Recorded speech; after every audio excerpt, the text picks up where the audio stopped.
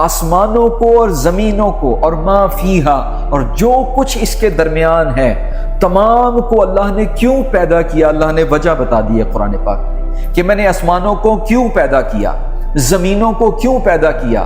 और अल्लाह तबारक व तआला ने यहाँ तक फरमाया कि अल्लाह जल्ल व अला का अर्श मुअल्ला पानी पर था। उसकी वजह भी बता दी कि अल्लाह तबारक व तआला की हुकूमत और ममलिकत ज़मीन व आसमान पैदा करने से पहले भी थी। अल्लाह की मखलूक पहले भी मौजूद थी। ज़मीन व आसमान पैदा करने से पहले भी अल्लाह की मखलूक मौजूद थी और उनमें से एक अर्श मुअल्ला और दूसरा पानी भी है। ये दो मखलूकात का जिक्र किया है। इसके अलावा भी कई मखलूकात होंगी जिनका इल्म सिर्फ अल्लाह के पास है। अल्लाह ने हमें बताया कुरान पाक में वकाना अर्शुहु अलल मा।